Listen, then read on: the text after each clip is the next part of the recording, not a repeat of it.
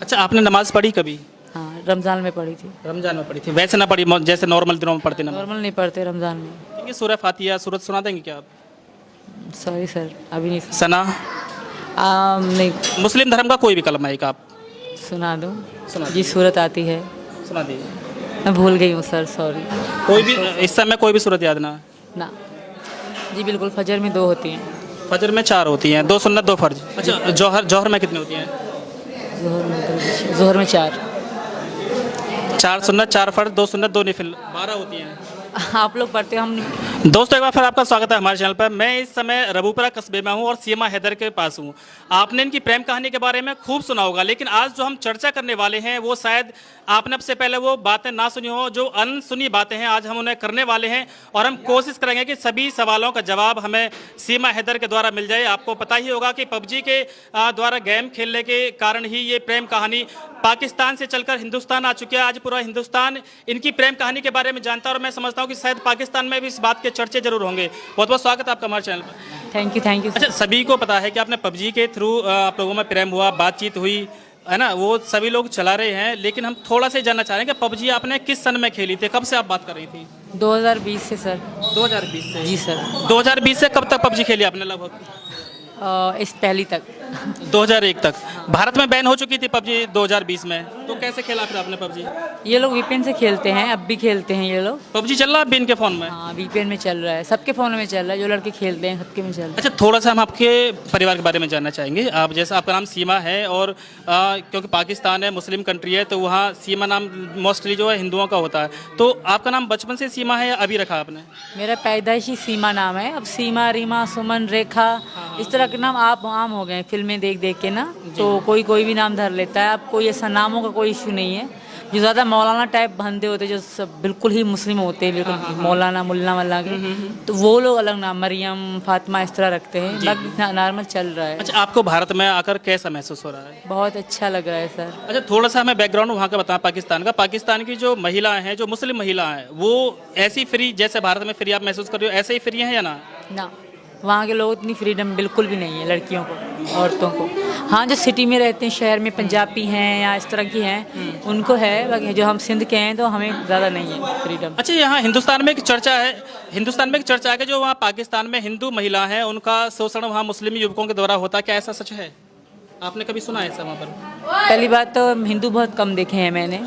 अच्छा। और त्यौहार तो हिंदुओं के बिल्कुल नहीं देखे थे। जब इनसे बात हुई तो एक हिंदू दोस्त बनी मेरी वहाँ पे भी, उनके भी रिश्तेदार यहाँ भारत में भी हैं, तो फिर हमारी ऐसे थोड़ा बहुत इंटरेस्ट था मुझे हिंदू धर्म में, तो मैंने पूजा उनके साथ करती थी, या फिर करवा चौथ रखती थी, नवरात्रि मनाते थे तो उनके साथ ही मनाया करते थे। अच्छा, आप कितने भाई बहन हो? हम 4, मतलब भैया 3 बहनें। एक भाई 3 बहन। माता पिता हैं आपके? नहीं, दोनों खत्म अच्छा, हो ससुराल में कितने लोग हैं आपके में? गए। मैं बस मेरे अपने पति को ही जानती थी। एक ससुर है और उसका 2 पत्नियां हैं। एक पत्नी में से एक बेटी है, दूसरी में से एक लड़का है। अच्छा, आपने नमाज पढ़ी कभी? हाँ, रमज़ान में पढ़ी थी। रमजान में पढ़ी थी, वैसे ना पढ़ी जैसे नॉर्मल दिनों में पढ़ते नमाज? नॉर्मल नहीं पढ़ते रमज़ान में। अच्छा, अगर आपसे बात करिए थोड़ी सी इस्लाम धर्म के बारे में, तो आप बता पाएंगे सूरह फातिहा सूरत सुना देंगे क्या आप? सॉरी सर, अभी नहीं। सना? नहीं। मतलब अलहम्दो की सूरत, सुबहाना की सूरत, कुल हु अल्लाहु अहद की सूरत, या कोई कलमा कोई सुना देंगे आप? कोई भी कलमा, कोई भी मुस्लिम धर्म का कोई भी कलमा एक आप सुना दूँ? सुना जी सूरत आती है, सुना दीजिए। मैं भूल गई हूँ सर, सॉरी।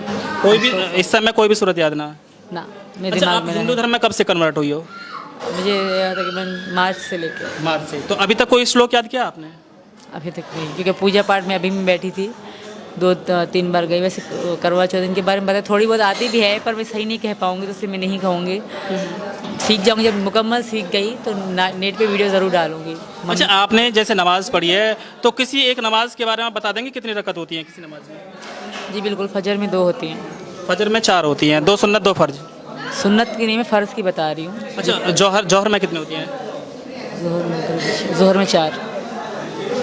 4 सुन्नत 4 फर्ज 2 सुन्नत 2 नफिल 12 होती हैं। आप लोग पढ़ते हो, हम नमाज़ें 5 जानते हैं थे। अच्छा, 5 नमाज होती हैं, 7 होती हैं? 5 होती हैं। फजर, ये मगरिब, फजर के बाद कौन सी आती है? फजर के बाद, और सुबह फजर से पहले कौन सी होती है?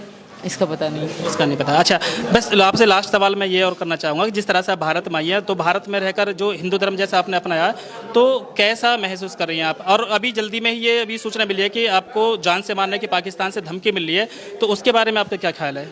सच है, बिल्कुल सच है ये। बहुत धमकियाँ मिल रही हैं, सिर्फ मुझे नहीं, वहाँ के हिंदुओं को भी कह रहे हैं कि हम बहुत नुकसान पहुँचाएंगे। धमकी यही दे रहे हैं हिंदुस्तान को कि सीमा को दो, यहाँ के हिंदुओं को, यहाँ पे जो वहाँ के हिंदू हैं, मतलब उनको पाकिस्तानी नहीं माना जाता। यही कारण है कि पाकिस्तान नहीं माना जाता, तभी तो धमकी दे रहे हैं। वरना हिंदुस्तान को क्यों डराते कि हम तुम हिंदुओं को तुम्हारे हिंदुओं को मारेंगे।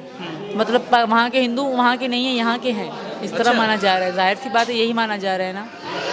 तो अच्छा, थोड़ा सा बस ये और बताया, मैं कल यूपी के पूर्व डीजीपी का बयान आया था कि भाई जिस तरह से आप पाकिस्तान से नेपाल होकर भारत में एंट्री कर चुके हो, तो इस तरह से तो और भी लोग वहाँ पर यहाँ से एंट्री कर सकते, तो हमारे जो देश की सुरक्षा को खतरा भी हो सकता है। इस तरह से आपको कोई मशक्कत करनी पड़ी, कोई मेहनत करनी पड़ी थी आने के लिए? ना, मेहनत तो थोड़ी करनी पड़ी, क्योंकि ये मेरी सपोर्ट साथ थे, बगैर किसी के साथ के कोई भी नहीं आ सकता। अच्छा, लास्ट आपसे ये और मालूम करना चाहूँगा कि जैसे मान लो बाय द वे अभी आपका मामला चल रहा है, आपको वकील की भी जरूरत पड़ेगी, और कोर्ट ने बाय द वे कभी ये कह दिया कि भाई आपको पाकिस्तान ही जाना है, तो क्या आप जाएंगे या क्या करेंगे? नहीं जा सकती, बहुत बुरा होगा मेरे साथ, तो मैं यहीं मर मिट जाऊंगी।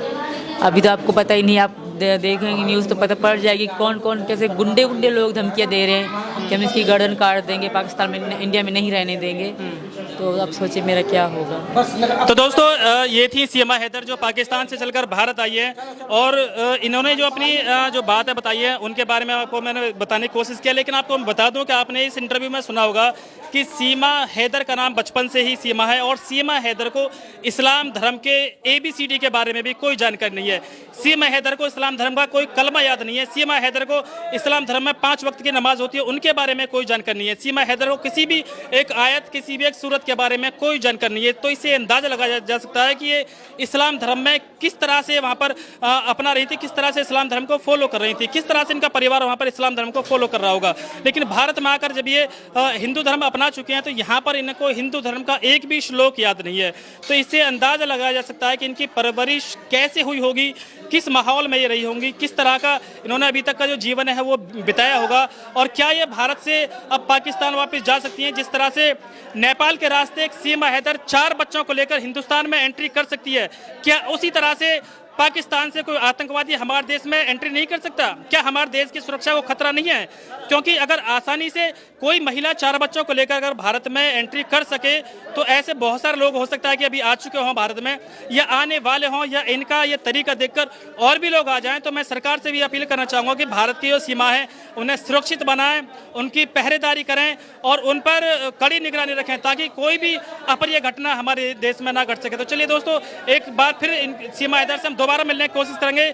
आप इसके बारे में क्या सोचते हैं उसे हमें कमेंट करके जरूर बताएं। हमें अगर आप कमेंट करेंगे तो आपके क्वेश्चनों का जवाब हम लेने की पूरी कोशिश करेंगे सीमा हैदर से।